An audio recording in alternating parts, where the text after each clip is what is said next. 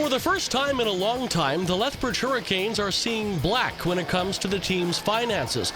At the hockey club's last annual general meeting, the organization announced it turned a profit of roughly $197,000 last season.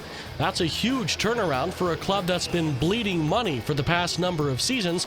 It's a very positive result overall. To go through what we did last year, probably very fortunate on all accounts. I mean, lightning struck for us from the way the team played on the ice, from the turnaround, going from worst to first.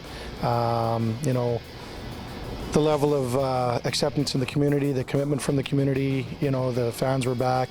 That shows dividends in the box office, and ultimately shows some good black numbers in the bank, which we needed and has been long missed for about the last 6-7 years. The key now for the Lethbridge Hurricanes is to keep turning a profit from here on in. The budget this season indicates the club will turn a modest profit as well. President Doug Paisley notes a lot of the pressure when it comes to making money falls on the shoulders of the business manager and the general manager, because what happens on the ice dictates pretty much everything else within the organization. I think that comes down to the personnel that the board has put in place, and ultimately the two guys we deal with are Terry Huseman, our business manager, and Peter Anholt, our general manager. It's their job to make sure that the team is competitive, and I think if that team's competitive, our fans are much more accepting, and that makes Terry's job that much easier to sell tickets ultimately and sell advertising. People want to get behind it, and obviously the revenue from sold out advertising, the revenue from the support that comes in on the business community side when you've got a competitive team that people are proud and want to get behind, makes his life a lot easier, and his sales staff's life a lot easier. And from Peter's standpoint, I don't know that the pressure ever comes off him.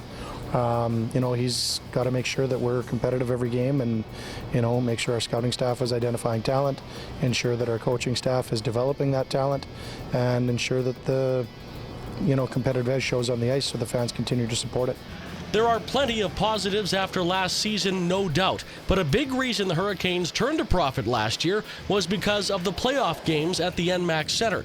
Paisley notes just hosting a few postseason games makes a huge difference to a team's bottom line, so for the Hurricanes to remain in the playoff hunt this year is critical to the organization's overall success.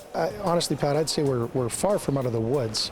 I mean, I look at our average attendance this far in the season, and we're 200 people down per game, which meets break even, and our number's 3,600 a night, and we're just under 3,400, I believe. So 200 fans a game is 4,000, 35 home games, we can all do the math. It's a big number.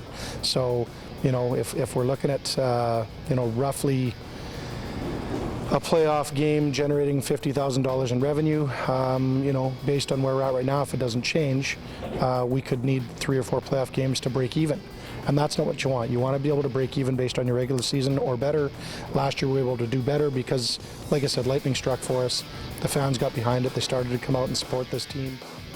The Hurricanes are also looking to a provincial grant to try and pay off some of the organization's capital debt.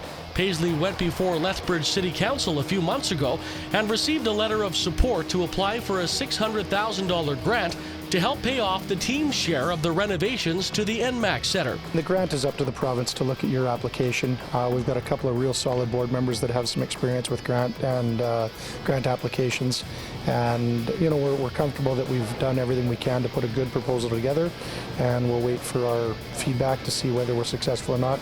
But the city's 100% behind us on that, and we want to do everything we can to restructure that debt repayment, because that $170,000 a year to repay the proportionate share of our capital improvement costs, where does that come from? I mean, again, if you're break even on a regular season and a playoff game nets you $50,000, where's your extra money come from? I mean, you got to have some money for tough times. You got to have some money to pay for added expense and extra expense, and things aren't going backwards. For Go on Shaw TV, I'm Pat Siedlecki.